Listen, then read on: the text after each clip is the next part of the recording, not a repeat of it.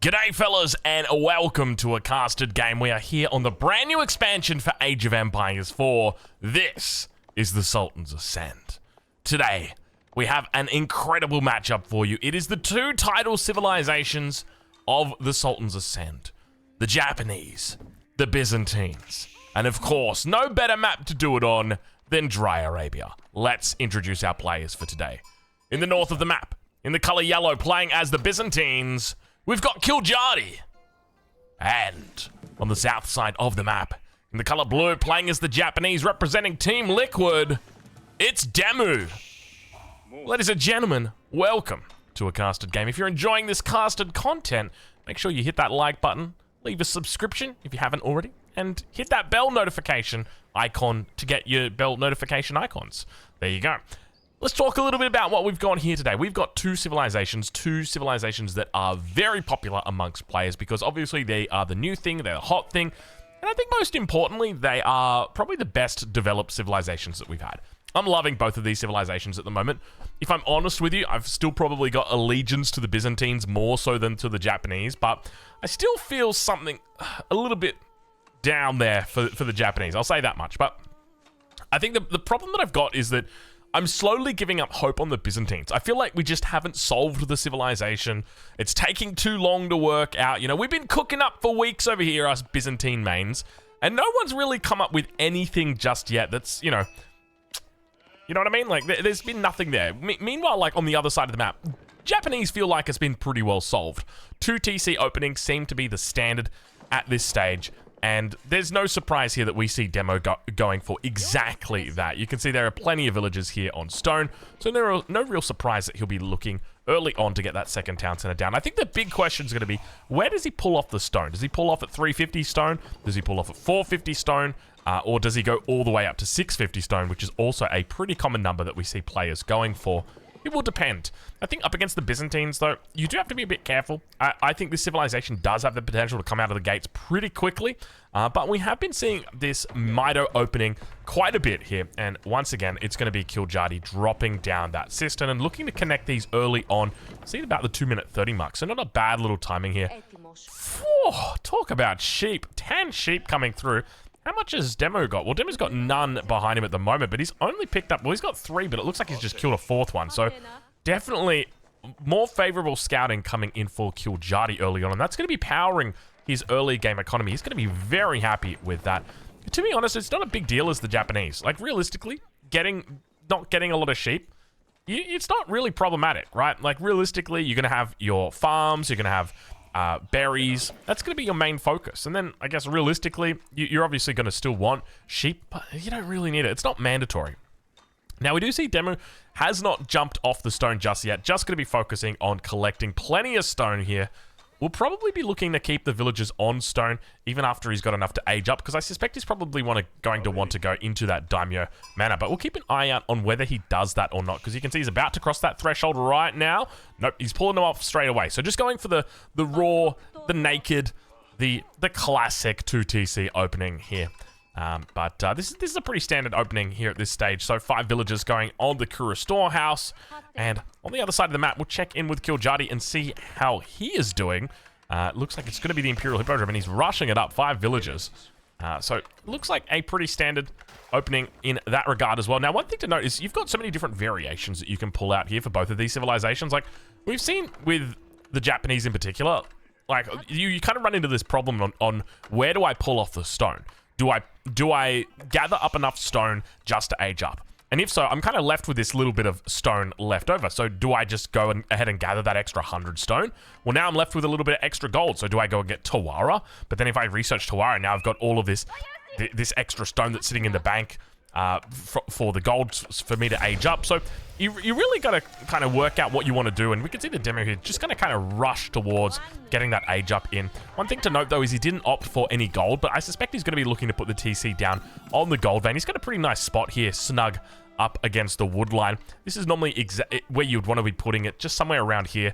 That way you're going to guarantee the integrity of this gold mine, because if you lose this gold vein, you're going to be in a lot of trouble. So getting that TC up very quickly, it's going to be important for him. But Speaking of getting things out quickly, have a look at this. Kiljadi immediately coming down towards that gold vein. He knows where to apply the pressure. He knows that that second TC is going to be coming up and immediately looks to get down there before too much damage can be done with regard to that TC. Second horseman now going to be coming out as well. Third one in queue. Throwing down the mining camp. Got himself a nice little pocket here. Level 3 cistern already early on in this game. He's going to be feeling good about himself, that is for sure. Let's check in. Looks like he's done a little bit of rerouting here as we see the horsemen have now made it over towards the west side of the base. I don't know exactly what this is about, especially when... Let's have a look at the TC. So the TC is coming up for demo right now over towards that east side, exactly where we'd expect it. There is a villager out here that is a bit exposed, and he's got plenty of vills on here, but to be honest, I don't think he would have been able to get any villagers, even if he'd been trying. Just the town center here, providing that cover fire is really going to restrict the amount of damage these horsemen can do. Does have the horseman nearby. Just going to garrison the 7 or 6 villagers inside and get a little bit of damage here on these horsemen. Just let them know who the boss is. But of course, they've got Triumph back home ready to go through. But Expilatore is going to come through from Kiljadi here early on. That's going to enable him when he does kill those villagers. It's going to give him a little bit of extra gold. On top of that, it also increases the damage that you do against villagers. And that's something that I often talk about. We've just begun Season 6 coaching over on Patreon. And one of the things that I've talked about in my Byzantine coaching is that you want to make sure if you are going for early horsemen, you always look for that upgrade because it gives you that extra +2 damage. And that can be the difference between getting a kill and not getting a kill because your breakpoints are different, right? Instead of doing 9 damage, you're now doing 11 damage, which means instead of 6 hits, it's 5 hits. And that could be the difference between a villager and no villager. And the reality is that, you know, the upgrade costs 80 resources. But at the end of the day, I mean, a villager, if you're able to kill that versus not able to kill it, that's priceless, baby. That is priceless. But farmhouse now under pressure. Looks like a villager will come out, start repairing on it. He's got to be careful. The horseman could look to surround. Didn't go all the way through. Could have definitely looked to surround on that villager and taken it out. Here a little bit of a dirty bell ring over towards that east side. Hello, look what we got over here. We've got ourselves a forward outpost beginning to come down from Kiljadi. Immediately a barracks gets thrown down. Villagers going to get pulled out towards this position. Expect the outpost to get cancelled very, very quickly. There are horsemen here. He's going to look to try and apply pressure. And you can see the outpost will go down. Indeed go down. So he's going to lose all of that wood. Immediately picks it up, puts it down again. Says, all right, well, we're just going to go again. But this time we're going to throw out a couple of horsemen here just to make sure that we've got it. Pretty smart move by Demo in doing that. Kind of forces the horsemen away from this west side. But now there's a real risk. If this outpost does get up, this gold is going to be massively threatened. And that's a pretty smart move early on by Kiljadi. We can see at this stage of the game, the double racks is going to come out here from Demo. But have a look at this. He's jumping into the base. All of the town center space has been taken up on this primary one. He's starting to really take out bills. 3 already gone down. 4th one now under attack. 5th one also getting worked in at the moment. And now he's going to look to try and clean them out here. All of the villagers are getting taken out. There's literally no space left. You can see 7. Oh my god, he actually killed them inside the Cura storehouse right there. We saw them teleport from this side dead over to this side. Fully maxed out space. Every single villager idle. He is 100% idle right there by Kiljadi. But you got to respect the amount of space he's got here, right? Like you're talking 30 villagers space. That's a pretty decent amount. Let's check in on that north side. Let's see how Kiljadi's doing this. Kiljadi. You can't make 2 outposts. That is not legal, my friend. That is an impressive amount of outposts that he's committing to at this stage. But I guess he knows the importance, the significance of the gold here. The key to shutting down the Japanese early on is neutralizing this gold. This gold's going to enable them to get samurai, to get Olympic Geisha, to get upgrades, to get Castle Age. If you can take this outpost or this gold out with an outpost, you're preventing a lot of options that your opponent has got. The key, though, is going to be making sure they don't have any other options for gold. And you can see immediately Kiljadi is going to begin moving over towards this west side. Wants to make sure his opponent does not have that threat of gold online. You can see he's definitely keen. Archer's now going to come out as well. How much olive oil have we got for Kiljadi? 158, so not really gathering too much of it. And this is really interesting. You know, it kind of takes me back to that whole anecdote I often cite with Kasva and watching him play the Ottomans, where he played the Ottomans and never made a military school. And it's like, why do you even play that civilization if you're not utilizing like the core component of it? And I kind of feel that way at the moment. You know, often when I theorycraft talk to Kanoki, I actually said to him, I feel like early olive oil is 100% a trap. Like, just don't do it. It just feels like a massive trap. You pay so much for those mercenaries. You wait too long for them. by the time you do, your opponent's already got their, what they want to do out. They've either aged up to castle age, or they've got their second TC out, or they've got a response out already for you. I think definitely you want to add them in later. That's absolutely fine, but I think early on, you just want to focus the exact same way that Killjadi's done here at this stage. Horsemen now beginning to come down to around the edge of the map, looking to spot out any potential villages that they can, but the infantry numbers are beginning to build here for Demu. He's up to a number of spearmen. Now, one of the things I would love to see from Demu is some walls coming through. Ha! Good timing. Very good timing. Unfortunately, the timing is a little bit too late, as it looks like Killjadi will break through here. And keep in mind, he's already taken out 6 workers so far. That number is going to continue to increase here. Now, we do have, fortunately, textiles coming through for Demu, but Killjadi is just going to be looking to pick off individual villages. Where are the archers, though? We know that he's got archers. They're on the way down, and if they're able to make their way down here, oh, the villagers are going back out. Spears are doing exactly what they should be, but the problem that you're going to have is, look at this. Villagers now starting to get cleaned up on this secondary wood line. He was over here initially, but did fall back because of the outposts. Now going to be forced away. Killjadi just picking off villagers, having an absolute field day here. 9 villagers already taken out, and now these horsemen looking to come around. Keep in mind, those villagers did indeed make it back towards that berry stack. So he's going to come back, and look at the absolute micro coming out from Killjadi. Demu's walled himself in as well to that top side. We do see the gates coming through, so he does have the option to run through here. Archers on the north, they don't care. As long as the villagers go down, that's what his focus is, and you can see right now how effective he is being at keeping this villager count down. Another villager gets picked off. Another one almost manages to survive on 3 health, but doing a very solid job early on at making sure the Japanese player knows his place when he plays 2TC, because I think this is one of the biggest problems playing against the Japanese. It feels very difficult to punish them, but I think we've found the secret right here to beating the Japanese early on. It's actually an outpost. Getting an outpost up, forcing them to go for a bust, and if they do go for a bust, it's going to bring those villagers over. And you've always got horsemen ready to back up. And remember, your horsemen have got that Expilatores upgrade. They're going to be absolutely happy to try and take that fight. And then by the time you get those outposts up, you're going to be in a really good spot. As long as they don't have something like a cheeky back gold. Like, could you imagine right now if Demu had a back gold here? Like, this game would just be all over Red Rover, right? But the fact is, the gold's at the front. It's going to be very difficult to challenge that gold here. And because of that, I think that Killjadi's got a pretty decent spawn here. This is going to help him out a huge amount. Let's check in with his base, though. He's under attack towards his top side, and we hear, slowly but steadily, a wolf working down the villagers. So hopefully he decides to clean this wolf up, because nothing is more annoying than a bloody wolf just attacking your units or your villagers non-stop throughout your game. A little bit of a farm transition coming through as well for Killjadi, and have a look at the minimap. Look at the control that he is exerting upon the Japanese player right now. Absolute full control over the base. Outposts over towards the east side. No chance of villagers sneaking by here to get to this gold vein. Not going to happen. Completely dominating over on this gold vein. And now making sure he keeps his opponent idle here. We saw units out towards the west. There was an attempt for a forge out here. It got cancelled away. Not going to be happening. Not on the cards whatsoever. And we do start to see villagers dying on that north side. I think it's this single wolf that's been able to do it. So Gaia helping out Demu here, but now looking to dive onto the woodline. Villagers will jump inside. We've got ourselves a little bit of a micro battle as the archers tee off towards the spearmen. Still yet to pick up that +1 ranged armor upgrade. Compare that to his opponent and have a look at Killjadi. All the +1 upgrades that you could ever ask for, except for the melee one, of course, which is probably a pretty important one here in this circumstance. But archers doing a really decent job. All he's looking to do is just poke out the spearmen. That's all he wants to do. Kill the spearmen. He's got more than enough to do it here as well. And you can just see he'll pop Triumph here, because Triumph is going to give him a really good heal. So hopefully he pops it any second. Come on, Killjadi. There you go. There's the Triumph button. Now pops it. He's got a decent little overwhelm here, but keep in mind the samurai are quite strong. Outpost is firing down, does have the arrow slits. Town Center helps out against it as well. Villagers with their textiles will look to escape and should find safety towards that town center, but we do see a number of them go down, and he's taken down 18 so far. Keep in mind, Demu is on 2 TC, so even though he's lost 19 villagers so far in this game, he still maintains the villager lead.